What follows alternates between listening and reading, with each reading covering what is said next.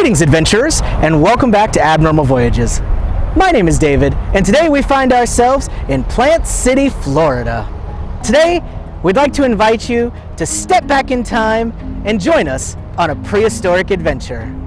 Tag along as we explore Dinosaur World.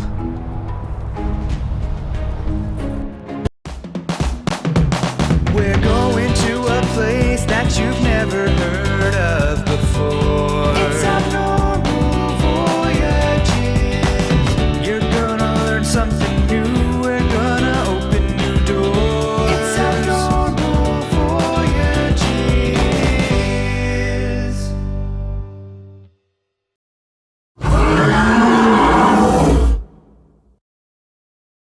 We are now inside the actual park, and we've already got these big guys on every side of us.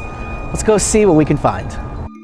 Stepping into Dinosaur World is just like stepping into the past. This giant Barosaurus is one of the first ones you're gonna see. This guy used to be found in the western United States between the Great Plains and the Rocky Mountains. You better watch out though, it looks like there's some hungry dinosaurs creeping up behind him. Even though the Barosaurus is a lot bigger, in packs dinosaurs can be pretty vicious. In total, there are over 200 dinosaurs that live here at Dinosaur World.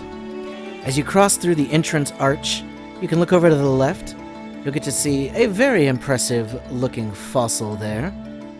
And then we continue on the pathway through the woods as we get deeper and deeper into the trees so that we can find ourselves some dinosaurs. Safety is a big deal to them here at Dinosaur World, so they have several signs with information such as this. In the unlikely event of a dinosaur attack, observe the following safety guidelines.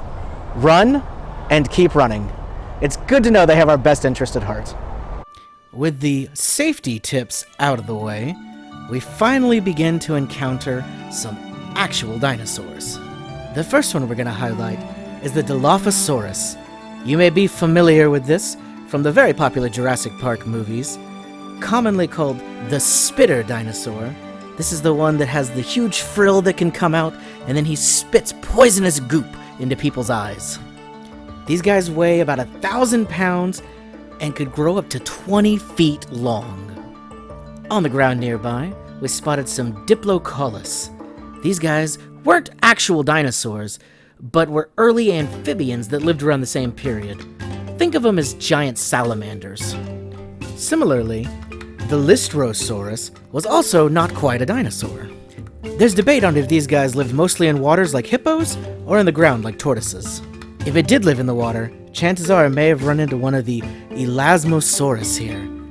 This was a plesiosaur, and though it moved slowly, it was very fierce. They lived during the late Cretaceous period in all of the oceans. It looks like it's fighting a Mosasaurus right now. We don't want to get in the way of that. Lucky for these little guys, they blend in enough that they can watch the fight without anybody noticing them. A nearby herd of oviraptors watch, but they also know better than to get involved in such a big fight. They like to scavenge a little bit more. They would eat meat, but they were okay with eggs and plants as well. And it looks like a few Thesiolosauruses are also hanging out at the river today. A lot of their fossils have been found around Wyoming, Montana, South Dakota, and up in Alberta, Canada.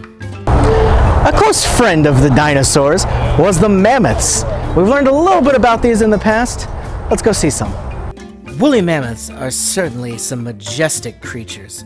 They stood about the same size as the modern elephants that we know, but looked a little different.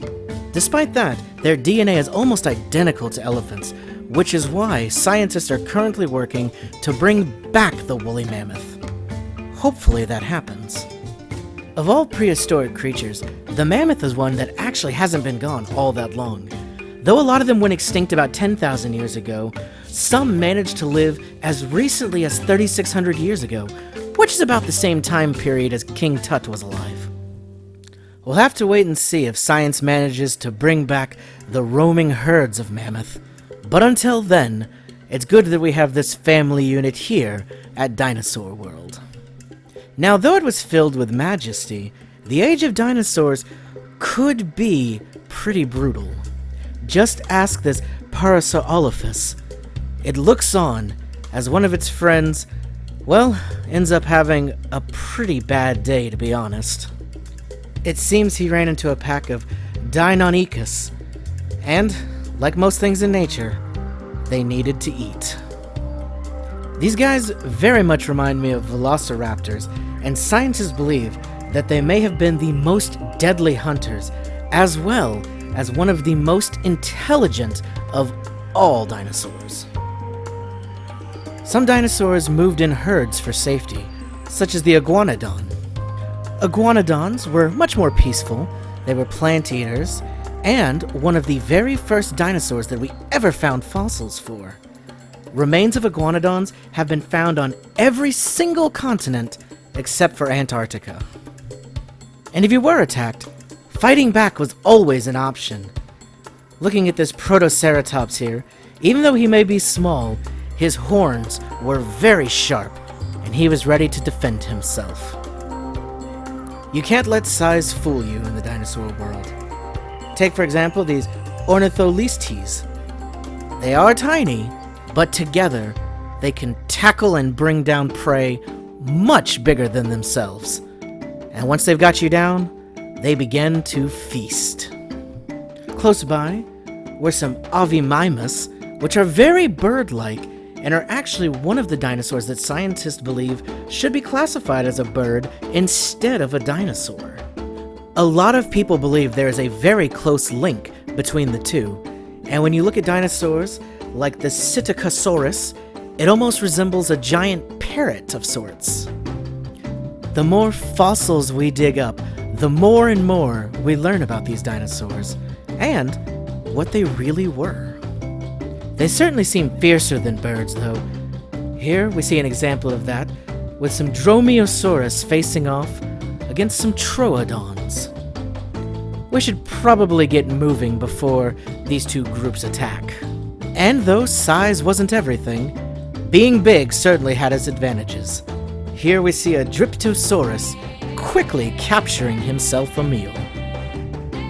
As I mentioned before, fighting back was all you could do sometimes to keep yourself alive. Dinosaurs had a few options for defense. Even though most were plant eaters, they still had great teeth.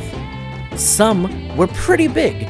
This alone could scare off some of those smaller predators, because even in a pack, they weren't able to get you on the ground and do what they wanted to do. Then, other dinosaurs had built-in armor, basically. It would be tough for any predator to get his claws or teeth into that shell. And besides shells, other ones had spikes. Because, honestly, who wants to bite down and get a mouthful of spikes? A lot of times, it just wasn't worth it. But the most important defense mechanism was staying on alert. You never wanted to let your guard down, because these guys could show up out of anywhere. And now we have a little garden that showcases dinosaurs in the way that most of us have probably already seen them, as skeletons. This is how a lot of fossils look when they are first discovered. At first, they may just look like some odd rocks, but as the archaeologists and paleontologists continue to dig, more and more pieces come out, and they realize it is a dinosaur. Skulls are, of course, the most recognizable piece of a dinosaur skeleton. This one in particular is very famous. You can see it on all the Jurassic Park and Jurassic World logos, that Tyrannosaurus Rex skull. And if they're lucky, they manage to find all of the bones that make up the dinosaur and then piece it together like a giant puzzle until they have a full dinosaur skeleton. Seeing these skeletons in person at a museum or anywhere else can really be awe-inspiring. Just imagining this giant creature being alive and what it must have looked like and how it acted. And then some of them were massive, the bones themselves sometimes being bigger than some humans. just like a freshly born baby dinosaur, we have plenty of egg-citing things to see. Dinosaurs were very family-oriented and took care of their young. Many dinosaurs had herds and family units where they were able to work together to make sure that the little dinosaurs were protected and taught what they would need to survive in this Jurassic World. This is another way that scientists think dinosaurs are closely related to birds as opposed to reptiles, as birds tend to have much more of that mothering instinct than a lot of reptiles out there. Granted, some reptiles do take care of their young and train them up, but birds certainly do, especially when it comes to teaching them how to fly and properly hunt for their food. It's incredible to think that there are baby versions of things like this Ultrasaurus that, though small now, would grow up to be huge. Some of these smaller predators would specifically try to hone in on babies, so it was really important to try to keep them safe. Triceratops knew all about the dangers of this world, and from a young age, the little ones are taught how to properly utilize their horns and spines to get in the best defensive positions and attack when necessary to keep those predators far, far away. Keeping together in herds was one of the safest moves they could have. This way, they had every angle covered by the big adults, and then the kids could safely be in the middle so that everyone could get some food and then move on safely together. Even people who don't consider themselves fans of reptiles have to admit that baby dinosaurs are adorable, and seeing them in the wild with their parents is a fantastic experience. They learn more and more as they grow up and how to properly utilize all of their environment and naturally built defenses, such as the Ankylosaurus with all their spines and their club-like tail. Of course, even carnivores had baby dinosaurs, and they would teach them how to hunt and how to get around the defenses of those other dinosaurs. Both sides, be they carnivores or herbivores, had different challenges to overcome, but being a parent was still very similar. Once they'd reached kind of their teenage years, they'd be allowed to go out on their own if they wanted to and start trying their own luck, but they better be careful. Velociraptors and other carnivores are usually in the shadows, just waiting for this opportunity to pick them off. Just like how carnivores come in all sizes, such as this rather large Carnotaurus, they also adapted to lots of different environments. Nowhere was truly safe. Here at the watering hole, we see some carnivores just waiting for somebody to get thirsty and go for a drink. And another Dilophosaurus waiting in the bushes to jump out and grab his prey. And if that wasn't bad enough, some even lived in the water, where you wouldn't see them until it was too late. These beasts grew huge and fierce, which I think is part of why they hold such a place in our imaginations and hearts. And of those dinosaurs, one stands above them all.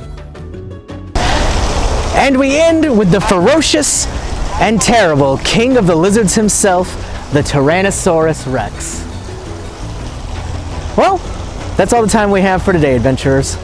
Thanks for taking this prehistoric adventure with us. My name is David, and this has been Abnormal Voyages. We'll see you next time.